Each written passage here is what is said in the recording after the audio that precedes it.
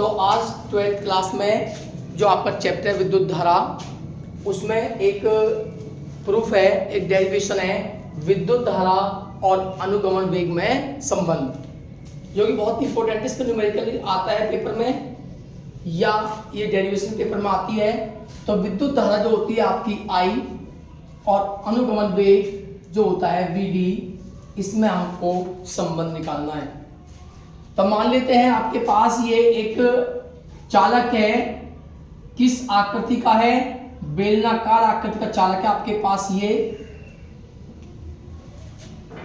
और इस चालक की लंबाई हम मान लेते हैं, इस चालक की लंबाई है आपकी L,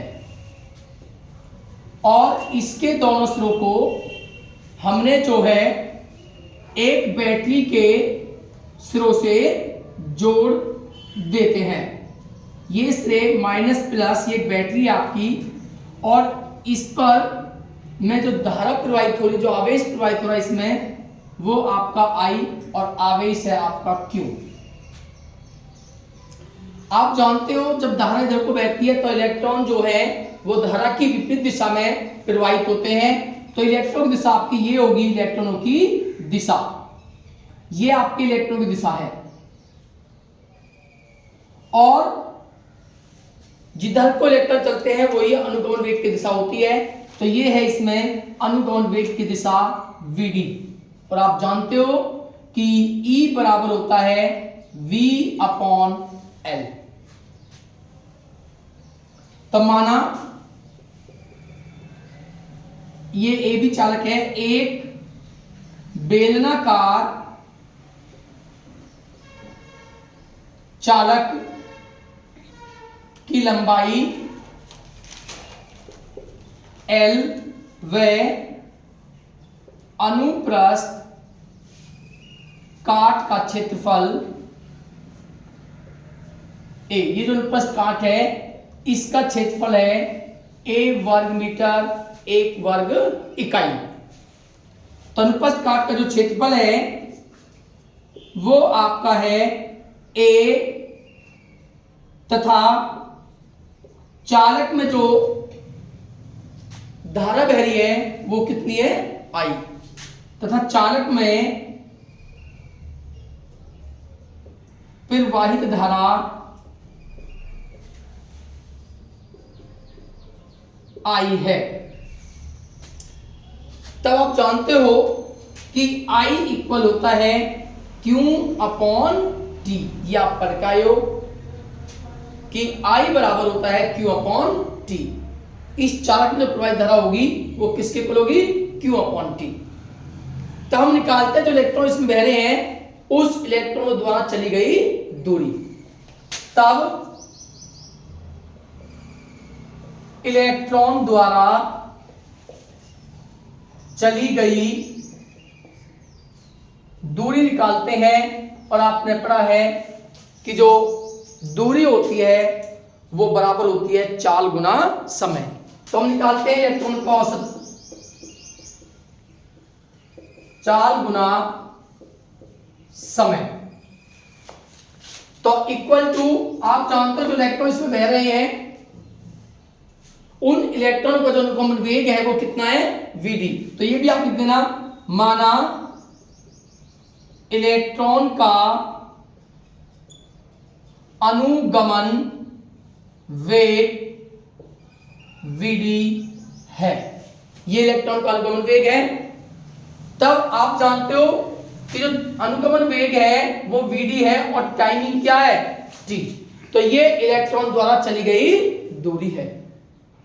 अब हम मान लेते हैं कि माना इस जो ये चालक है इसके एकांक आयतन में, संपूर्ण आयतन में नहीं, एकांक आयतन मतलब ये है, तो एकांक आयतन में जो इलेक्ट्रॉन संख्या है वो स्मॉल n है। तब माना चालक के एकांक आयतन में इलेक्ट्रॉन की संख्या n है। इस चालक के जो एकांक आयतन है उसमें इलेक्ट्रॉन की संख्या कितनी है? n, small n। संख्या कितनी है? स्मॉल n है एकांक आयतन में, लेकिन हम निकालेंगे इसे संपूर्ण आयतन में इलेक्ट्रॉनों की संख्या कितनी है। संपूर्ण आयतन में जो इलेक्ट्रॉन संख्या है वो कितनी होगी, क्योंकि हमें एकांक आयतन भी पता है कि एकांक आयतन में n है, तब चालक में कुल इलेक्ट्रॉनों की संख्या हम निकालेंगे कि जो कुल संख्या होगी वो कितनी होगी। तो आप जानते हो n मान लेते हैं, वो कुल संख्या है n, एकांक आयतन में ये है। यहां पे जो बात आती है वो आयतन की आ रही है कि एकांक आयतन में है इलेक्ट्रॉन संख्या, तो आपके पास एकांक आयतन में इलेक्ट्रॉन संख्या n है और आपको ये देखना है कि इसका कुल आयतन कितना है, क्योंकि एकांक आयतन में n तो कुल आयतन में क्या हो जाएगी मल्टीप्लाई, तो निकालेंगे इनटू इस बेलन का कुल आयतन। तो n equal to n into आयतन कैसे निकालोगे। आप जानते हो यदि किसी के क्षेत्रफल में दूरी से गुना कर दी जाए तो क्या बन जाता है उसका आयतन। इस क्षेत्रफल का मात्रक क्या होता है, आप जानते हो क्षेत्रफल का मात्रक होता है मीटर स्क्वायर और दूरी का क्या होता है मीटर, और मीटर स्क्वायर की मीटर में गुना होती है तो क्या बन जाता है मीटर क्यूब, और मीटर क्यूब किसका मात्रक है आयतन का।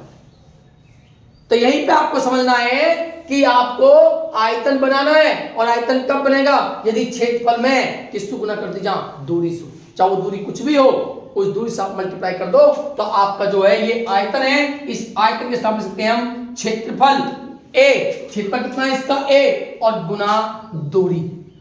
तो दूरी कितनी है आपकी, दूरी है आपकी ये, जो इलेक्ट्रॉन ने जो t सेकंड में दूरी चली थी, t सेकंड में, यहां पर आप सकते हो t सेकंड में चली गई दूरी, वो कितनी है आपकी vd इंटू t, ये दूरी है। और ये क्या है क्षेत्रफल, आप देखोगे इसका मात्रक निकालना, इसका होता है मीटर पर सेकंड, और सेकंड से सेकंड कैंसिल होने के बाद क्या बचा केवल आपका मीटर, तो ये मीटर ही तो है। वैसे भी आप जानते हैं दूरी है, दूरी का मात्रक क्या होता है मीटर। तो ये तो आपको आयतन निकालना है तो क्षेत्रफल में आपको दूरी से मल्टीप्लाई करनी है। क्षेत्रफल आपका a है तो दूरी क्या है आपकी t सेकंड में इलेक्ट्रॉन कितनी दूरी चली थी आपकी vd इंटू t। तो यहां पर लिखोगे vd इंटू t, ये ध्यान रखना है आपको। तो n ये आपके जो है उस चालक में कुल क्या निकल के आई है इलेक्ट्रॉनों की संख्या, ये उस चालक में कुल इलेक्ट्रॉन की संख्या है और हमें निकालना है क्या आवेश। जो इलेक्ट्रॉनों का आवेश क्या है तो निकालते हैं, इसमें निकालना होगा हमें जो चालक है उसमें कुल आवेश हमें निकालना है। तो कुल आवेश निकालेंगे तो t सेकंड में इलेक्ट्रॉन पर जो आवेश होगा वो आवेश क्या होगा, Q बराबर आपने पढ़ा है Ne, पढ़ा होगा आपने। E क्या है इलेक्ट्रॉन पर आवेश, आपने पढ़ा है 10वीं में आप पढ़ के आए हो 10th क्लास में कि Q इक्वल क्या होता है Ne, यहां पढ़ के आए हो Q इक्वल Ne होता है। तो यहां पर Q N क्या है कुल इलेक्ट्रॉनों की संख्या और E क्या है इलेक्ट्रॉन का आवेश। तो आप लिखोगे Q इक्वल N, N कितना है Na Vd इंटू टी, ये n की वैल्यू है और इंटू क्या है आपका E, ये आया है उस चालक पर कुल आवेश। अब इस आवेश की वैल्यू को समीकरण नंबर 1 में आपको रखना है। तो Q का मान समीकरण 1 में रखने पर,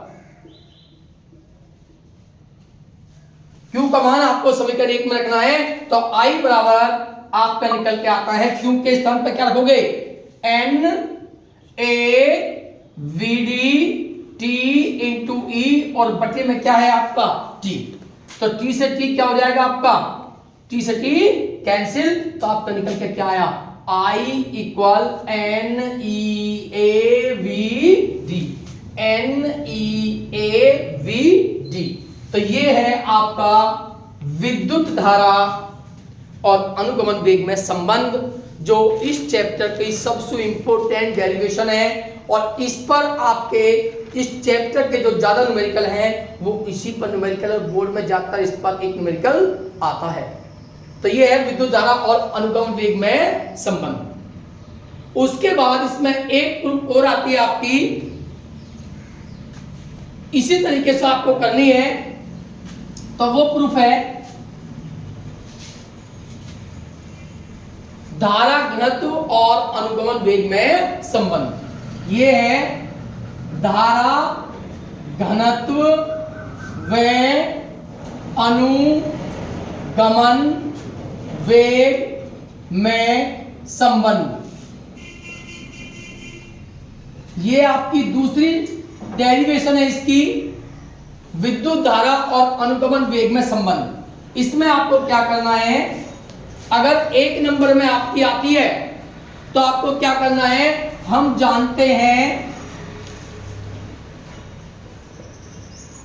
कि I बराबर क्या होता है, NeAV D। I इक्वल होता है आपका NeAV D, ये हम जानते हैं।